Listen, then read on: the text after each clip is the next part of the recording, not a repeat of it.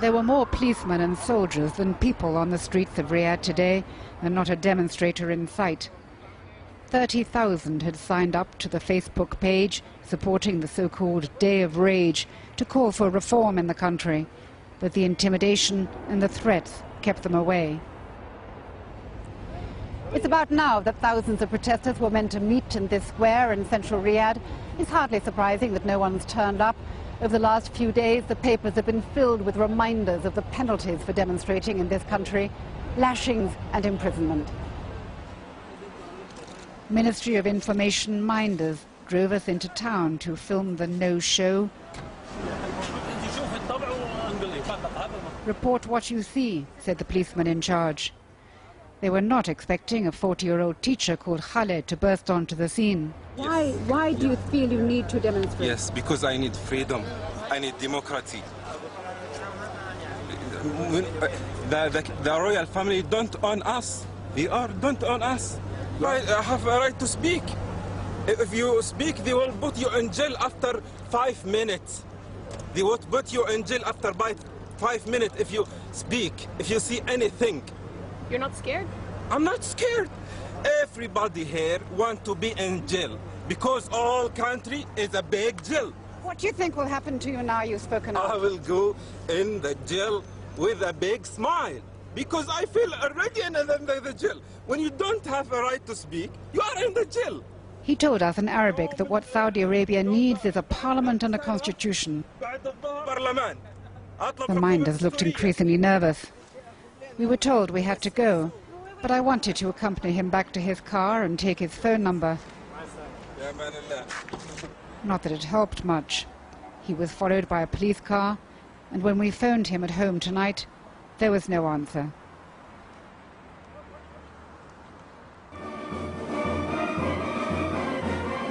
The Saudi government claimed people have no need to demonstrate because they have a method of government that works.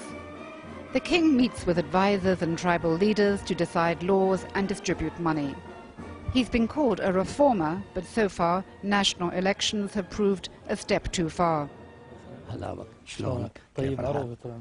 The Saudi way is replicated at the local level by community leaders who meet regularly and receive petitions from people requesting, say, a car, a house or a job. This tribal leader explains that they read every petition with care, and because they know every family, they can judge their needs. But don't people want more, which is why they're demonstrating? Quran and Sunnah do not permit such things. Our faith is according to Allah, and then we have to obey our governors, the royal, since they are our rulers, we have to obey them and follow their orders. I have spoken to people in the kingdom who say, enough. We are a grown-up people now. We are entitled to representation. We are entitled to some form of democracy. The ruler's door is open for everybody, whether he is a Saudi or a non-Saudi. He can come and present his case. Instead of going to the streets and make all this corruption, why don't you go straight ahead? Straight to the head, to the man in charge, and submit your case. We drove across the desert to the east, home to the Shia minority, where there have already been demonstrations. We deliberately timed our journey to arrive at night because journalists are not allowed here. Last night in Qatif in eastern Saudi Arabia, police opened fire on demonstrators who were calling for the release of political prisoners.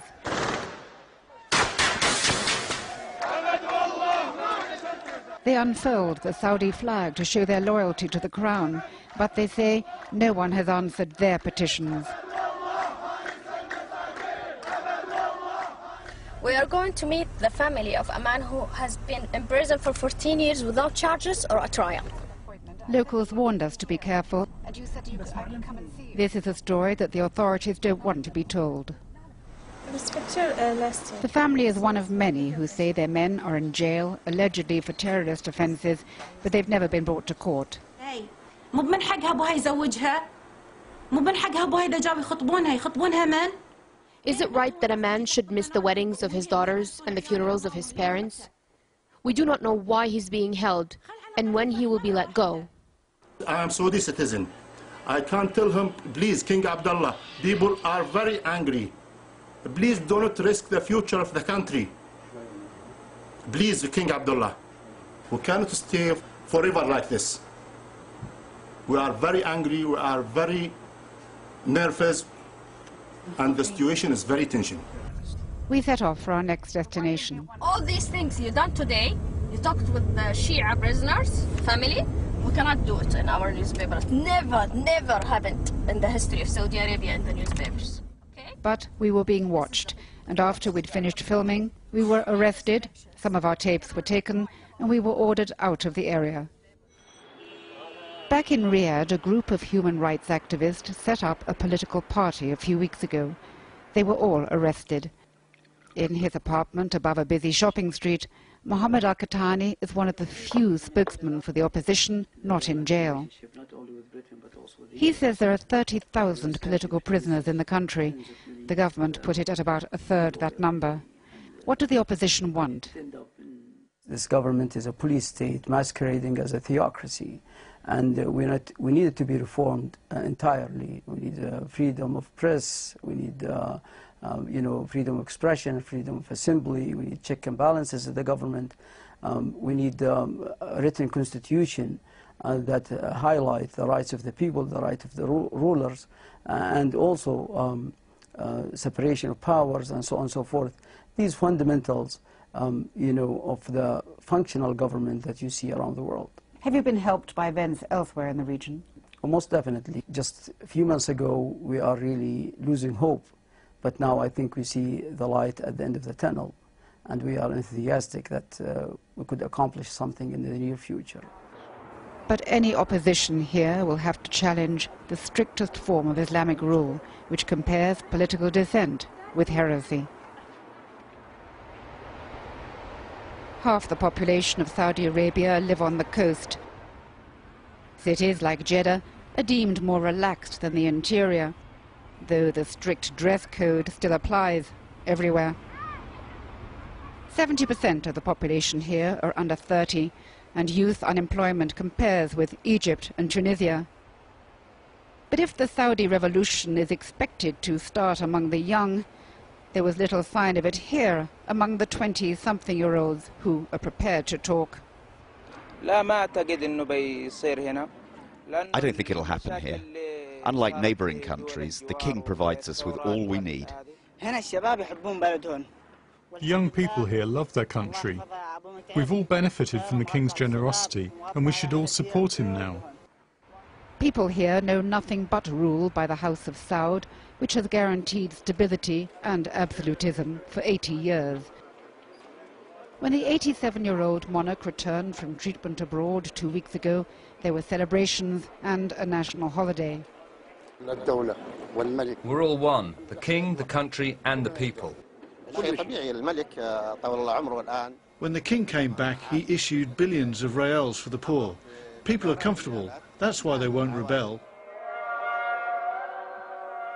And there is poverty in this oil-rich country.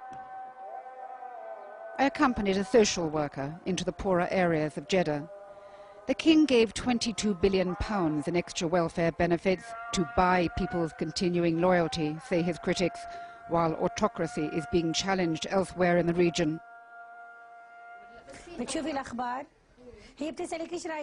It hasn't benefited women like Zakia, whose husband is out of work, there's a hole in the roof, and she has to beg for baby milk and nappies. Would these women join a protest? They can't fight all the poverty, the ignorance and the unemployment, but the government is doing the best they can.